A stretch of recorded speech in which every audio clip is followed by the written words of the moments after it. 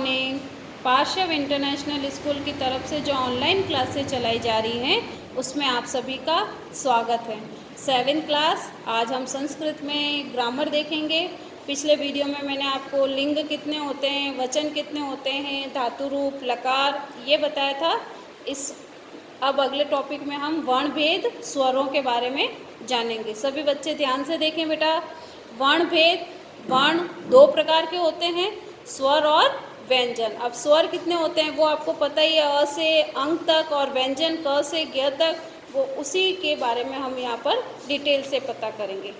स्वर जिनका उच्चारण बिना रुकावट के अपने आप स्वतंत्र रूप से हो सके, ऐसे वर्णों को स्वर कहते हैं। इसके अंतर्गत आने वाले वर्ण अ, ई, उ, री, ली, ए, ओ, आई और औ स्वर हैं।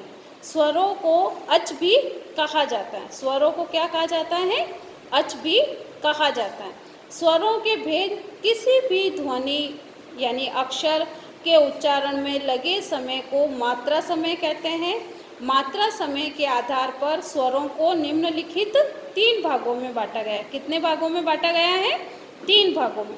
हर्ष स्वर, दीर्घ स्वर और पलुप्त स्वर। हर्ष स्वर यानी छोटा, जिन स्वरों के उच्चारण में कम से कम समय लगे उन्हें हर्ष स्वर कहते हैं। ये 5 स्वर होते हैं, जैसे अ, ई, उ, री और री। ये 5 हर्ष स्वर होते हैं। कहने का मतलब है इनको बोलने में कम समय लगता है। दीर्घ स्वर, जिन स्वरों के उच्चारण में दुगुना समय लगे उन्हें दीर्घ स्वर कहते हैं, जैसे आ, ई, उ, री, ए, आई, ओ और औ। ये 8 दीर्घ स्वर होते हैं। प्लुप्त स्वर, जिन स्वरों के उच्चारण में तिगुना समय लगे यानी 3 गुना, उन्हें प्लुप्त स्वर कहते हैं।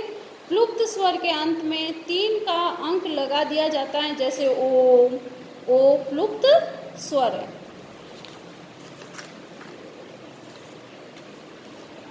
व्यंजन, ऐसे वर्ण जिनका उच्चारण बिना किसी स्वर से मिले नहीं हो सकता, व्यंजन कहलाते हैं। जैसे च के साथ अ का प्रयोग हुआ है और अ स्वर है, तो बिना स्वर के व्यंजन नहीं बन सकता है। व्यंजन को हल भी कहा जाता है। स्वर को अच कहा जाता है और व्यंजन को हल कहा जाता है। व्यंजनों के भेद, व्यंजन 3 प्रकार के होते हैं, स्पर्श व्यंजन, अंतस्थ व्यंजन और ऊष्म व्यंजन। स्पर्श व्यंजन क से लेकर म तक के व्यंजन स्पर्श व्यंजन कहलाते हैं, जिन्हें 5 वर्गों में बांटा गया।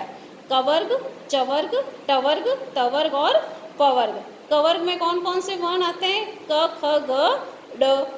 चवर्ग में च, छ, ज, झ, ण। टवर्ग में ट, ठ, ड, ढ, ण। तवर्ग में त, थ, द, ध, न। और पवर्ग में प, फ, भ, म। ये स्पर्श व्यंजन कहलाते हैं। अंतस्थ व्यंजन 4 होते हैं, य, र, ल, व।